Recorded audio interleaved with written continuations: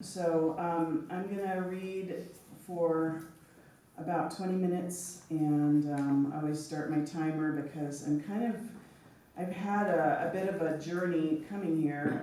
I left my wallet in the cupcake shop in Medford. Didn't discover until I wanted to go to Tsunami Books, and I was like, oh yeah, but they have it, and I'll get it. And I got to extend my journey, so I'll get it on Tuesday. And before I begin with the poems, I'd like to recognize a couple of very special people who are with us today, who live in Eugene. This gorgeous cover art. This is Old Snow, White Sun, and I'm glad that we had some talk about music today because this takes its title from a song by the Japanese acid rock group Kikagaku Moyo, which is if you don't know this group, they're amazing. And they have a song called Old Snow, White Sun, so I stole it and made it into my poetry book title. But this really amazing cover, this gorgeous watercolor, is called The Power of Prayer, and this is the whole thing on the back. And it was painted by my beautiful first cousin, Sarah Finney, who is over here. There she is!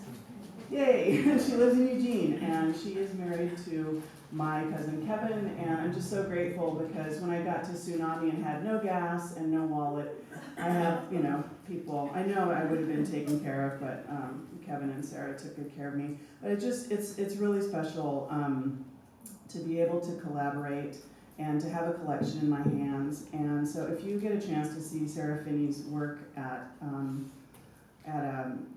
a show, please do go. Beautiful, beautiful work. Okay, I'll start with a book from Old Snow, White Sun, a poem called Antiphony, which I had to look up, and it means, it's a musical term. I forget. I'm like, oh, that's cool, and I name my poem, and then I'm like, what does that mean again? Singing, playing, or chanting, antiphonal, alternate singing by two choirs or singers. And I always kind of think of poetry as a conversation and a sort of back and forth and a way of integrating different voices that poets have heard, and also having conversation with people we've lost or people we don't know, the natural world or whatever. So this is a poem in a few sections called Antiphony. 1. The deeper the knowledge, the greater the mystery. After a long afternoon, you lean in close and speak, blue, blue as it ever will be. In the alleyway, snails. In the raised garden, tiny flags. When 100 gold frogs make themselves known, and another child taps at the glass, you take the underground and place the lyric in my hands. Paperwhite, Narcissus. Turn me to wire, wrap me up in rags. You understand that wayfaring sleeper in the doorway, the manner in which a helping hand arrives, four-legged or winged, and the light calls out from every direction. As well, belonging to me, cool water coming down. 2. Here in the shadow, the crustacean with its one crushing claw beckons and travels under and under, where the news and fills me with night, me, the girl bent at the waist, the girl reclining in a bed of skins or trash, and you don't see me or even register my voice, which I admit is like a pin or a slim appendage or a stamen curling around some other entity. Here, the grass basket, the string of feeds. 3. Dawn rises up again perplexed. A man who knows where the carnivals are, once upon a time. North Beach, Steel Pulse, Jacaranda, White-crowned sparrow. I stand on the corner for a long time, fingering the turquoise ring. When I see your face, I set foot in the street. The power of love, the power of love. At the underground shop, a woman becomes visible along with 100 other names I want to speak, or simply to remember. But oh, white bright lichen takes root on my tongue, what sunbeams of muscle. 4, not the man with his head back, ecstatic with the nearness of creation, not your eye turned gold with sunrise, not entering the museum to find our fathers scraping colors from the mountainside, repeating these words, banner, flag. None of this did I offer you at the time of my crossing, none of it. The myrtle has a glossy, aromatic foliage. The homeland is an unbroken plain. It is cut by several major rivers. When I stick my small needle into the eardrum, I expect a good drop of your blood, evidence of pain. 5, the ebb-tide hemlock horsetail, sacred mollusk, crusty seashell, halfway house, and railroad and chunks of seafoam and one or another glass bead. What I believe love can erase or replace, I line it all up on the sill. Come along now, old friend, we're almost there. What sparkles green finds its way into the vessels, into the jars of preserves on the grandparents' shelves. When a man grows tired, he hangs up his hat. When he steals my name, I slumber, too soon, too late, every brittle star in the sea. And 6, be the nocturne played haltingly, lie in wait where I'm nothing but breath, settle in the aftermath, a coat of dust, send out my roots, small thoughts or tumbleweed, abandon my belief, the ticking heart, follow the northern flicker, its rattling pretense, the sinewy hand, the mask of the somnambulist, shining blue glaze daisy chain. Tonight the sky is a glowing silver and my dread a certain possession. Oh, I will leave this beautiful place. I will depart with the shark and the seal. I will forget. So that is Antiphony. And I was sitting here thinking, like, I can't remember how long it's been since I've been at an in-person poetry reading. Honestly, I can't remember, but it's been a minute. So, thank you for your attention. And the last time I was in Eugene, in your wonderful city, I was here. There's a big heat wave in the summer. I was here with my daughters, and we saw a really gorgeous pileated woodpecker. I know it's not, the one, but it was. We were all just like, it was like, outlined against the sky, and my daughters and I were. And Jimi Hendrix the pug, and it was at Hendrix Park, and it was all really super cool. Yeah. So it all comes together. Being from Southeast Alaska, this is a poem for Lael, who has never been found. She was a student of mine when I taught at the alternative school, and her disappearance has never been solved. This is perennial for Lael. In an instant, they say, blink of an eye. And we stand in the light green for a while looking, a favorite pair of headphones, personal effects. The last one to see you, a clerk at the video store, an old woman peeking through the shades. As the man hours begin to number in the thousands, the search evolved to a type 3. And what moves in the tide pools, thin fronds of kelp-like hair, or branches or willows or grasses, or string. A bottle fly against the dirty glass. When we return to the gardening, a storm front moves in from the west. Familiar wind in the hemlocks, not a trace. So I'm also super frazzled because on Tuesday a huge branch came down in front of my house and just missed my neighbor's truck and took out my electricity. The second one from this one tree. So it's been very exciting on the California coast. And poetry though is such a cool thing to think about and do and read and listen to and share with one another, because it's this art form that I always feel like I'm learning something about. Like there's always something new, and the natural world is so abundant that I don't think we can have writer's block. It's like to look at lichens or think about lichens, and then there's that beautiful Elizabeth Bishop poem, the shampoo. The still explosions on the rocks, the lichens grow by spreading gray concentric shocks. It's a great poem. If I have time, I'll read it. And this is a poem from Old Snow called Coleoptera, which is the order of the beetle, and one of the most, if not the most numerous, variety-wise order of living beings on the planet. So beetles have done very well.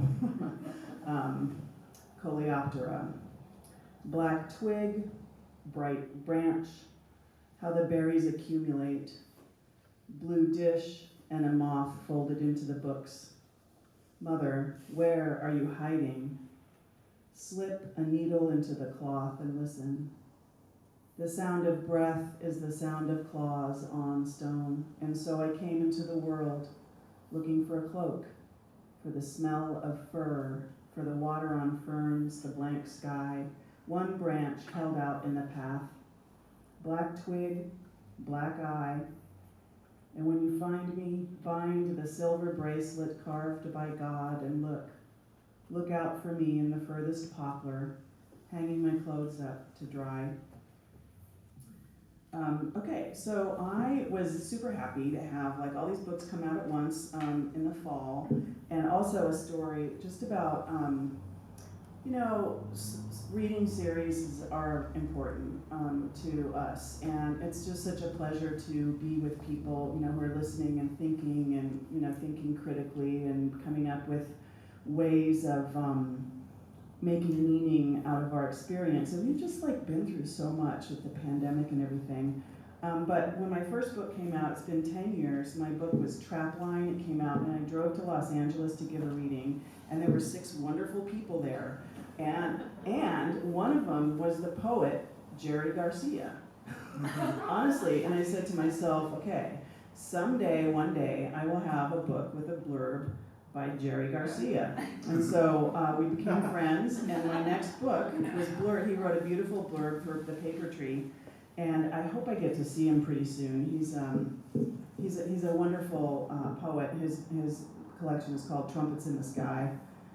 Okay, this is madrigals. So when the pandemic hit, I started this new art practice of collaging and just hanging out with different shapes from the natural world. And this is a pelican. This is my collage called Moondog Pelican. I don't know if you know the musician Moondog. Yes, yeah. Moondog is amazing, was amazing. He made all of his own instruments and clothes and lived on the streets of New York. They call him the Viking of 6th Avenue. And he played, he made up instruments and then he gave them names and he played them. But one of the things that happened to him is he grew up in Arkansas, Episcopalian, and which I relate to. And he's walking along this creek and he sees this weird little thing. He's 16 years old and he was like, oh, that's cool, I'll take it home and look at it later. Wait, he took it home and it was unfortunately an undetonated construction site, explosive. So he was instantly, completely blinded at the age of 16. So instead of becoming bitter, he decided to study classical music and had a long and gorgeous career and died in Germany having written all these symphonies. He would go to the rehearsals of the New York Philharmonic and listen. And so anyway, he has all these cool songs, and I just was like, wow, Moondog. And it was weird because down the beak of this pelican, this quote by Moondog just fit perfectly on the collage. I was like, ooh, that's cool. And this is what Moondog wrote in one of his spoken pieces. Death, when you come to me, may you come to me swiftly. I would rather not linger. And then it just fit right down the beak of the pelican. So I'll read some of my snake time poems from madrigals, because he had this belief that under the earth there's this other measure that's not 4/4 time or 3/4 time, but snake time, and that it's earth time. And I think I read his biography, and if I'm remembering correctly, they said that a formerly trained ballet dancer was listening to his music and said it sounds kind of snaky, and he really liked that. And so when he played his instruments, he called it playing snake time. So I have a snake time series, keeping an eye on the time. Okay, so this is Snake Time 1, and it's after Canadian, this is a lot, I know it's a lot. Canadian musician called Digawolf, his song, The Trapper, Snake Time 1. Page of cups, or weeds, or bluebird and bill and branch, you lit to the lake a cave, a snowdrift, and the still explosions, pistol and style, bud, bloom, foliage, bark, and scent. If I could only, if the veil, once the birches offer themselves, clear, clean, appealing skin, my waters, my watering place, filled with daybreak or the past, or the blue shard aflame in the undergrowth, how slowly the old ice gives up. There were so many sparrows and beaks at the bar that night. I'm here with my father. I got his hands.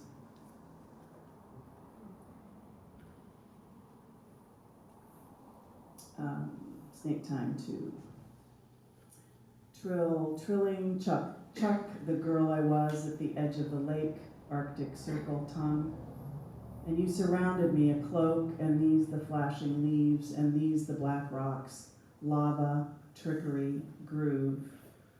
The low-growing herb, wild rue, the catnipping bugleweed, hermit thrush, white-crowned sparrow, whose breath moved under me, whose wing beats spread its scraps of glass, a fly, a knife, a trap, and metal teeth, chip, chip, chop, chop, and these the iridescent firs, and these the granite cracks worn, the lichens and chickweed, and the girl I was, and the riverman.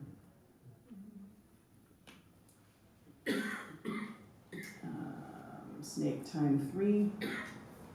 Snake Time 3, and then a couple of prose poems, and then we can hang out. Snake Time 3. If you show up today, I will open the door, put on the kettle. Familiar as the net vein willow, catkin fir we use for wicks. At night, I can hear the roots beneath the floor, girl who sits humming on the back porch, tapping her hands into fins. If under the lichens the weevils are moving, if under my palms the water spreads. A faraway flapping, a trap door wind, the ways in which the river speaks. Open it up, you'll see, you'll let it in. And then I was able to put, I lost my husband in a cycling accident in 2016, which was really hard, and I'm still recovering slowly. But also poetry is a great healer, and it helps to sort of integrate these things when we have these sudden traumas, which we all have, and it was my theory. And so, like, these collages, like, you can see his little face, and there's pictures of me when I was 10 frog hunting north of Anchorage, one of my favorite things to do when I was a 10-year-old. And so I set up these 7 rules for myself of what to put in every single collage, and it was really freeing. I mean, I think form can be very freeing. As poets or any artists, you know, you make up this form, and then you get to, like, you know, figure out what goes on in there, and it's fun. This is, there's one I'm looking for. I'm sorry, I'm a little disorganized. Okay, all right. So I think this will be the last poem I'll read. And I do thank you for your attention and for everyone being here. This is a warm and lovely space. I love the space and the people, so thank you. So this is a prose poem called House Finch. See there the constrictor, coiled, striking hand, in your other hand as if. Don't make me do that again. And what I held under the surface of my skin glowing was a long borealis, wild and electric. My daughter, the woman on the sidewalk with two black eyes, holding hands with him. My daughter at the end of the pier. Whoop, I thought I stopped that thing. My daughter at the end of the pier. If she turns to me, let the light of heaven encircle her. If her voice lands at the edge of my waking dream with its beak wide, let me hear. Thank you so much.